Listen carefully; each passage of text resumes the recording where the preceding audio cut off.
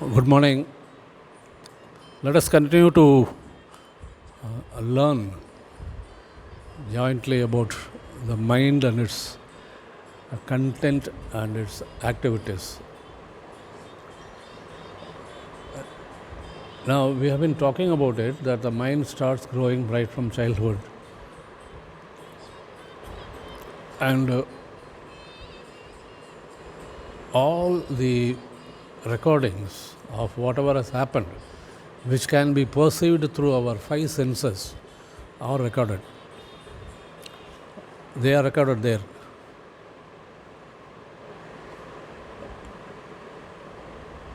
Most of them get deleted, some are retained, some are having a thin memory.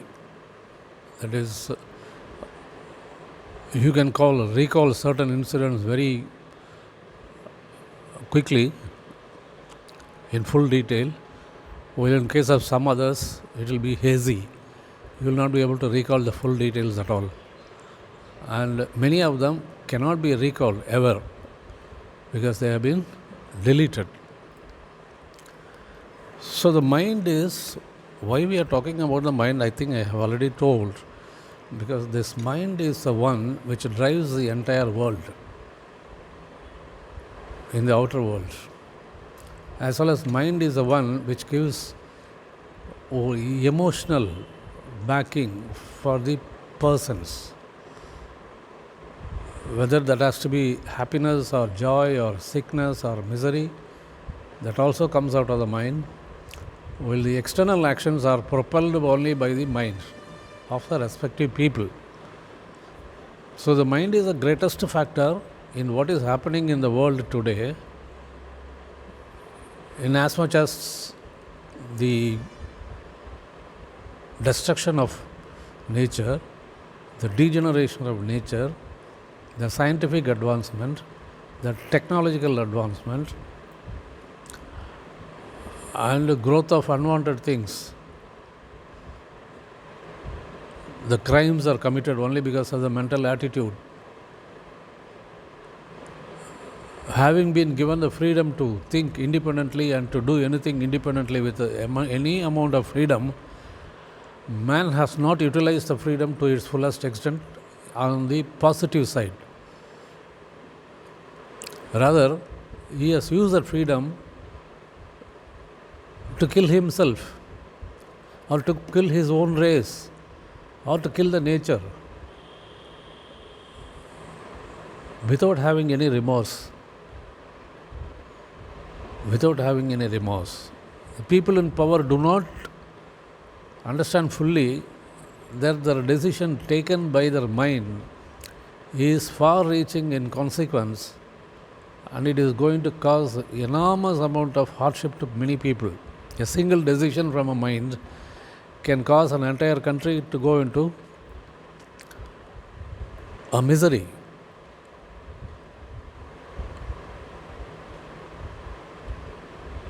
One country was overjoyed when a decision to supply, or they got a contract to supply arms and ammunition to another country, and when they received that order, when they got the news of securing the contract, the entire town went into joy. Remember, they were going to make arms and ammunition for killing the people, but these people of the town, because that factory is situated there, they were joyous. Because by increasing the production, their lifestyle has likely to improve and they can live happily. That is on the monetary front. So some man's death or misery is no concern for you as far as the individual human being is concerned. Some man's misery is no concern of you because you want to trample upon them and attain success. Now this mental attitude comes from where? From the mind. From the mind only. Isn't it? This is as far as any leader is concerned, whether he is a capitalist or a communist or a socialist or a monarch or a tyrant,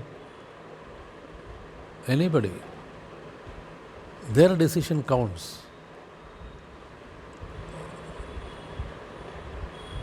They only make a show that they are acting for the welfare of the people, but behind that there are reasons. Behind that there are influences. Behind that there are a lot of conditioned minds which work only for that, to what they are conditioned already.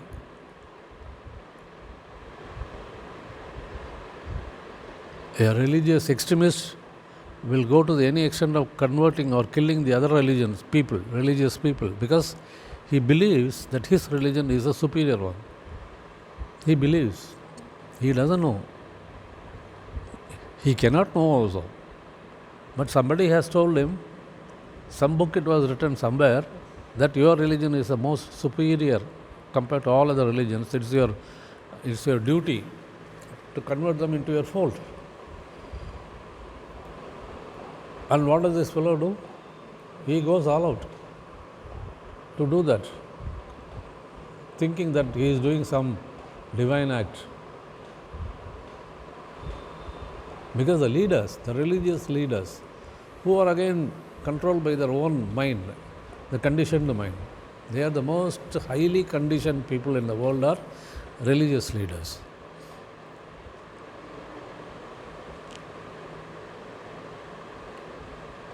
So they guide the other people who are the common layman to go about what they should do. And these people, because they are brainwashed in such a way, they go to any extreme and kill people. This is what happens in the world. It is because the mind of a leader, the decision taken by the leader, that decision colored by the conditioning of the mind, and your attachment to that particular belief.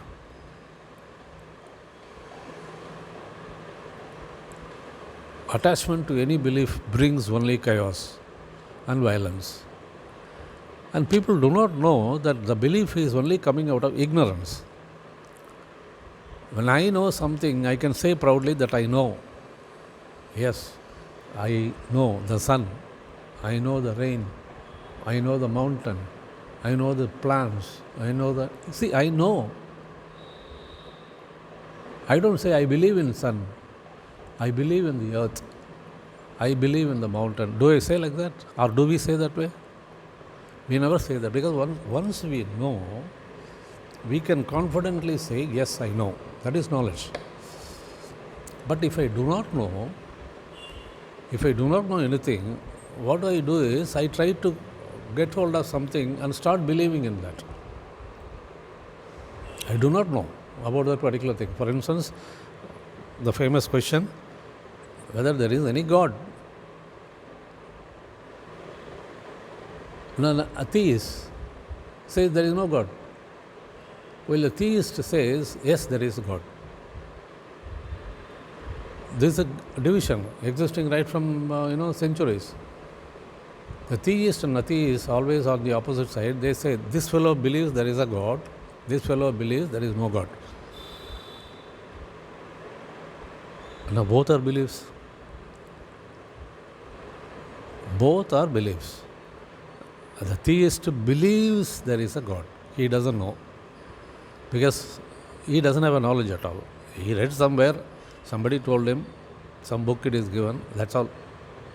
Or his parents would have told him, or his grandpa, same way. Somebody would have told him, this is the thing you have to follow. So he believes. So that belief comes out of his own ignorance of the existence of God. That is a theist. An atheist, he believes that there is no God. He may quote different, references, but he believes that there is no God. Now, his belief again comes out of ignorance, because he doesn't know the existence of God at all. When he doesn't know about anything, then what he does is he starts believing in something which may be contrary to the truth. Which may be contrary to the truth. So the belief system in its whole is coming out of ignorance, and all these beliefs are false, they are artificial, they are one-sided, they come out of ignorance, and the people believe because they want something to stick to, something to cling on, because the man is afraid of being alone. This is a primordial fear. When he came into this earth, the fear which existed in the mind of those days, those years, it's called a primordial fear. Now that fear is existing even right now. He is afraid to be alone. He cannot stand alone.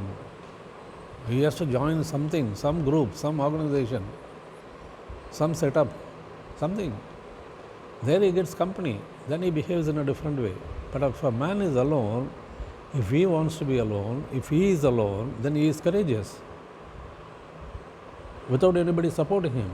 That is the only man who is courageous enough to do what he wants, and what he searches for, and he gets the truth. A courageous man only will get the truth, but a man with a belief will never get the truth, because he has closed his mind. He has closed his mind in such a way that he goes on believing in the belief, what he has already. Maybe some polishing here and there he can do for that belief, but the belief is belief, and the belief is false. Belief, just we should remember, belief comes out of ignorance. So do not have any beliefs. Do not have any beliefs. In the psychological world, I believe in somebody, I give him some money, that's a different issue. That is, that is interpersonal relationship. But in the psychological world, that is the inner world, do not believe in anything. So if you do not believe in anything, there is an avenue open for you to find out what is the truth. You can go forward. Because you don't have a belief, you have not closed your mind. So you have an avenue open in front of you so that you can go and search. It can be anything, in the material world or in the spiritual world, anywhere. But the beliefs, they chain you, they block you, they build an artificial fortress around you, and they don't allow you to get out of it. Years of getting stuck in these beliefs have made a man a sick man, a man who is, totally not knowing about the truth, ignorant of the truth, because he has closed his mind. Most of the people in the world live with a closed mind. Most of the people live in the world with a closed mind only. Very few people are with an open mind to receive from anywhere, from anybody, from anything. They are likely to advance further in the world, in the inner world as well as in the outer world, because they keep their mind open. Because they know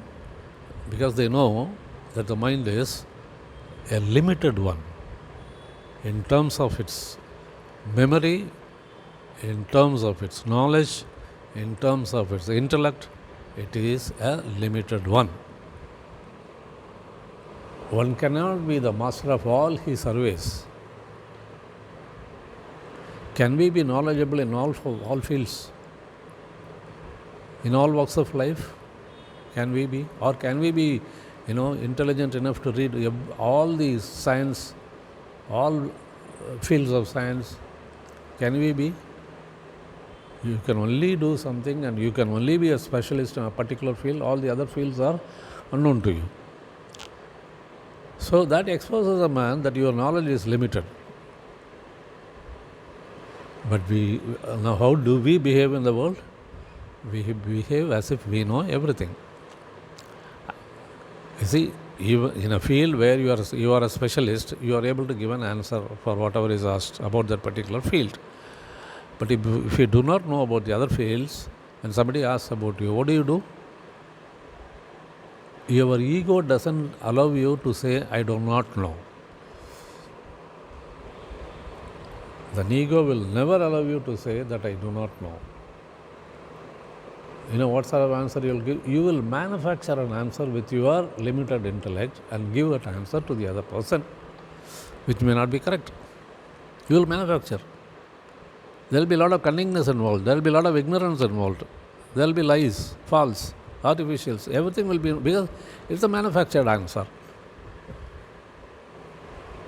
It applies even to the masters, the so-called gurus.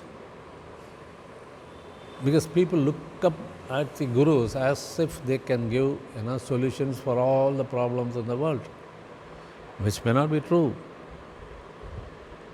But they cannot expose themselves that they are ignorant of this particular thing, or they cannot expose themselves that they, by saying that this I do not know. In fact, a master is a perfect one. He is a genuine master only when he says, I do not know.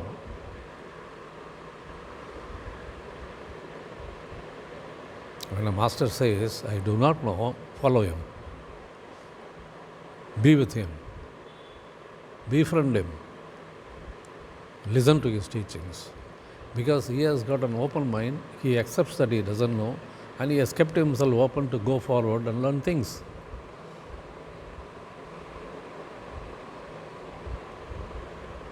So the man who says, who doesn't know, he is a genuine master. Or in the material world, the man who says he doesn't know, he is the best friend you can have. He's the best friend. Befriend him, be with him. Bring him in your close circle of friends. That is how we should live. The greatest scientist, Einstein, in his last years, he said, after having gone through all that, whatever I found and this and that, now I have come to a conclusion that I do not know anything.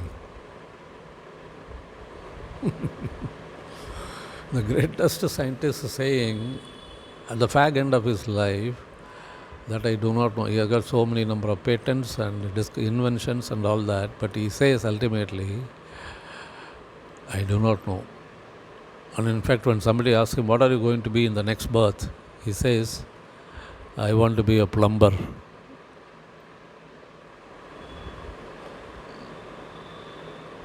We don't know in what context he said, but we can infer what he has said, that he wants to lead a simple life. Earning your daily bread, going through hardships to earn that bread, and not amass wealth for the future. A plumber, simple life. He wanted that because he wanted to live in the present. Without, saying in so many words, Einstein, what he said was, I want to live in the present. Neither do I want to live in the past, nor I want to live in the future, but I want to live in the present. That is what he said when he said, I want to be a plumber. That is why Jesus said, give me my daily bread.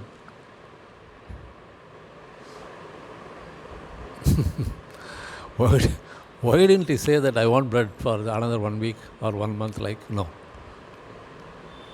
Give me my daily bread. That is what Jesus said is a beautiful thing. He said, let me live my daily life. Present. Be present.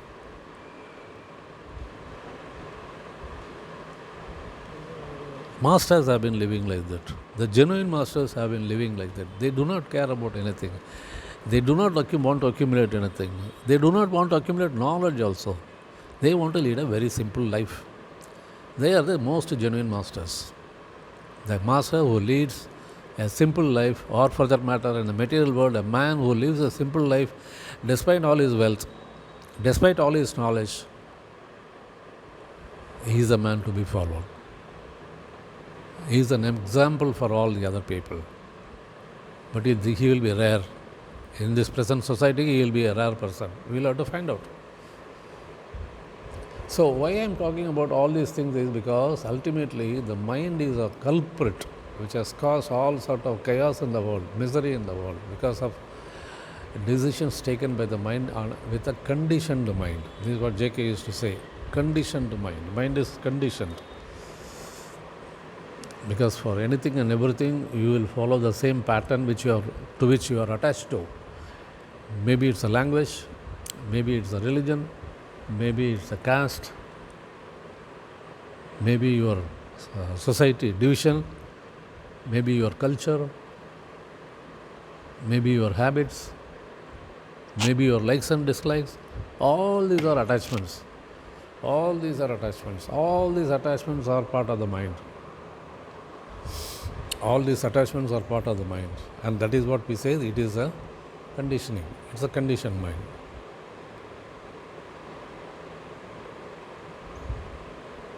You watch a match, cricket match between India and England. So whenever Indian players play nicely, can get a huge score, you become happy, terribly happy. But if they are on the losing side, you feel dull. Because of some superlative performance by the England people, the Indians are, they are almost about to lose. Then the entire atmosphere changes. You become so dull that you do not want to watch the match at all. What happens? Because your mind is conditioned that it is our team, our nation, our national players, Indian team. That conditioning has made you sick, has made you depressed.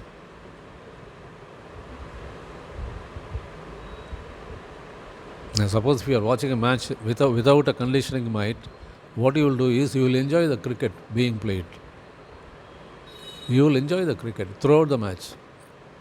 There will be superlative performances, there will be some weak moments, but entire cricket you will enjoy if you are not conditioned.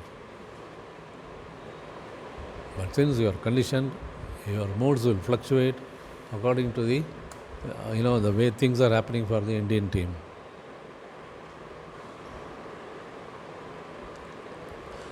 You walk on the road, you find a temple.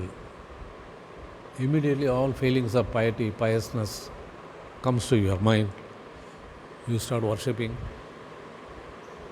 and have all, good intentions when you go into the temple, or when you cross the temple, a lot of piety comes into the mind. At the same time, on the same road, if there is a church or a mosque, when you cross that, what happens is nothing happens. There is no change in mood. You don't become pious. You don't think about divinity or godliness, anything. Because as far as you are concerned, as a Hindu who is brought up in the mold of a Hindu religion, the Islam or the Christianity is not appealing to you at all. It's not appealing. So when you cross a church or a mosque, you don't feel religious. You just simply walk away. That's all. Without even thinking, yes, for a large section of people, that's a temple. That mosque is a temple. That church is a temple for large sections of people. And when they come with religiosity to their own, church or a mosque. So you also should have the same sense of religiosity when you cross. No, it doesn't happen. Because you are conditioned. Without your knowledge, you are conditioned. This is where J.K. comes in. He breaks the conditioning. He breaks the conditioning. And by breaking the condition, he says the man can transform instantaneously. There is no need to wait for anything to happen. No. A man can transform himself instantaneously if he can understand what is his own conditioning and how can he come out of that conditioning.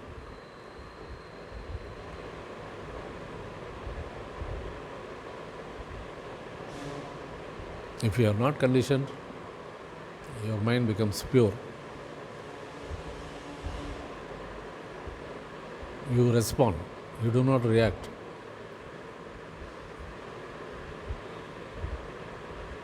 And you have a peaceful atmosphere all around you all the time, because you are not in favor of a conflict. There is no question of conflict at all, because you are not conditioned. If you are not conditioned, you approach everything as it is. You treat everything as it is. You treat other people as they are. You treat other things as it is. As it is. They used to sell vehicle as it is. The cars are sold as it is. That instrument is sold as it is. The same thing can be applied in our life also. Look at person as they are. Treat them as they are. View them as they are. Do not put a label on them. Do not create an image about them in your mind.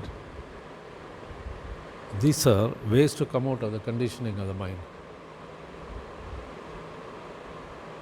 And when you come out of the conditioning, you will be peaceful. You will definitely be peaceful. And all around you there will be a circle of peace all around you, and people will be able to feel that peace.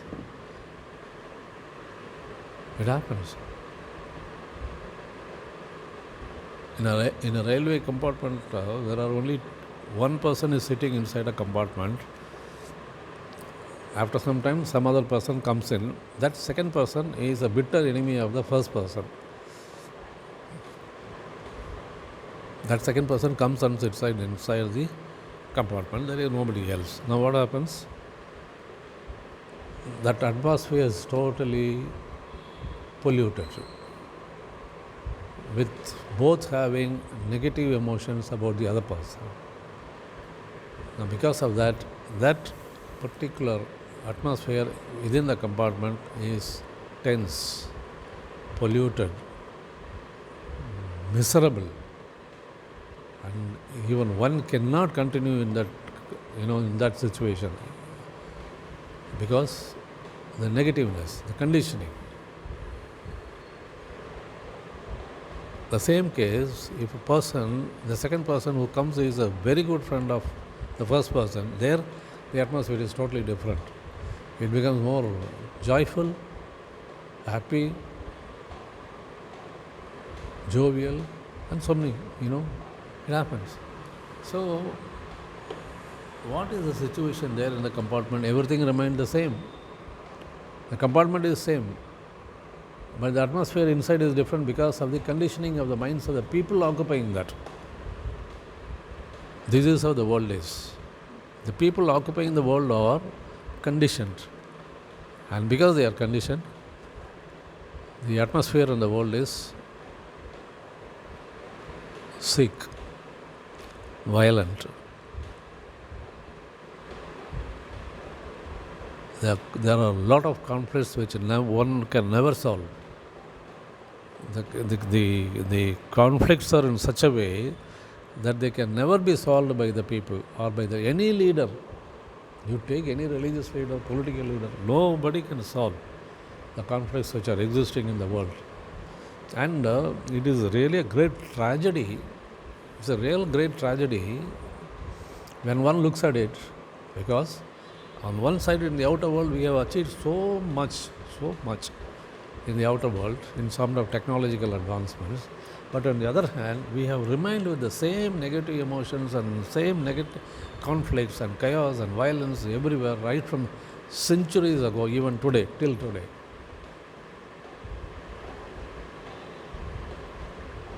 This side is total chaos. This side, material comfort, advancement. So the growth is lopsided. The growth in the outer world is higher, much higher, giving comfort and luxury to the people. But here there is no growth at all. On the contrary, the growth is negative. Maybe people are more violent now, because those days when the kings ruled, when they go to war, they can even kill only one person against another person. One person can kill at the best 5 people or 10 people. But now it is not like that. Now with the touch of a button, I can wipe out the entire community, running into crores of people. One button I can press. That's all. The entire country is gone. Now is it growth? Is it growth? Why can't people realize that? Why can't the people put a stop to all this, advancement in your arms and ammunition research, and amassing this bombs and ammunitions and all that?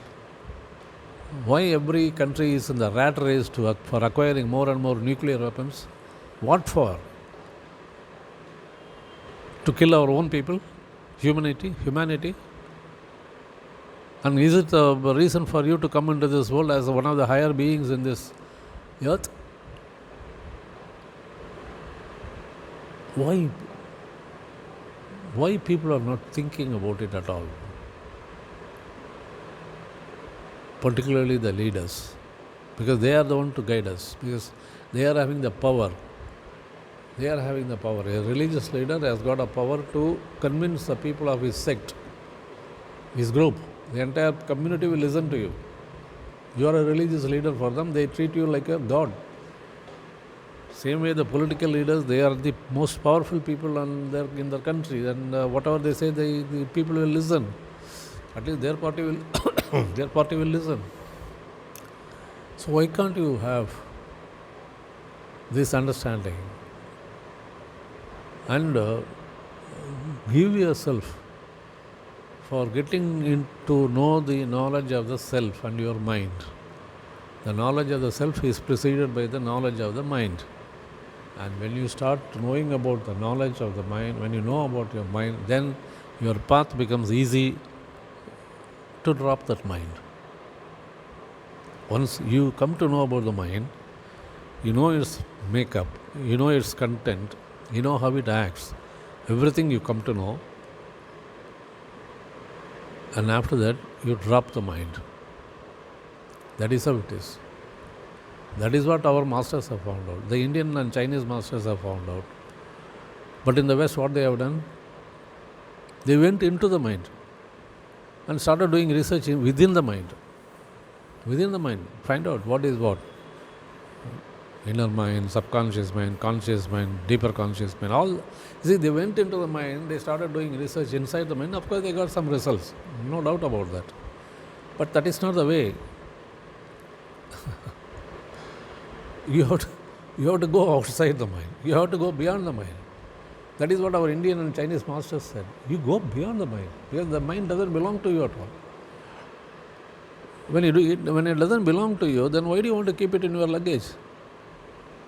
Will you carry anything which is not part of you, which doesn't belong to in your luggage?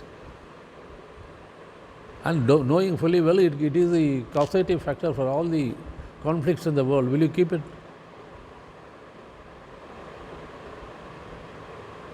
You will not keep it. You will try to throw it out as early as possible. That is what we have to do. We have to throw out the mind. And for throwing out the mind, we should know what is the mind and all that. That is why for the past 5 videos, we have been talking about the mind and all that. This is how, you see, this mind is the culprit, is an obstacle for you to realize yourself. Who are you? That can be realized only when we are asking why this mind should be there. I should discard the mind. Then only you will come to know who are you. And when you know who are you, your way of approach to life will be different. Your way of approach to your people will be different. Now that will bring, it will develop into a beautiful relation with people. A relation which is, based only on love and compassion. Because when you throw out the mind, then there is no room for any negative emotions at all. There is no conditioning at all. Your mind is as pure and as innocent as you were when you were born as a child in this world. Innocent mind. That is what we require. We require an innocent mind. But you will ask, sir, if it is an innocent mind, how will I act in this world? because I think and then only I do it. You see, thinking is a disease. We will come to that later, how thinking is a disease, because then without thinking you can act. We can act. Just an example, that does your senses, 5 senses, and the parts, internal parts like heart, liver, kidney and all that, lungs and all that, do they think and act? Do they think and act? But they give excellent results. They don't need any supervision. There is no fear. They are independent. They are alone. And they function beautifully. So don't have any sort of fear or apprehension that if I drop my mind, how will I work in this world? How will I do my duties and all that? They will be done. You will do it. Where there is a you in you, there is a you in you which will take care of it.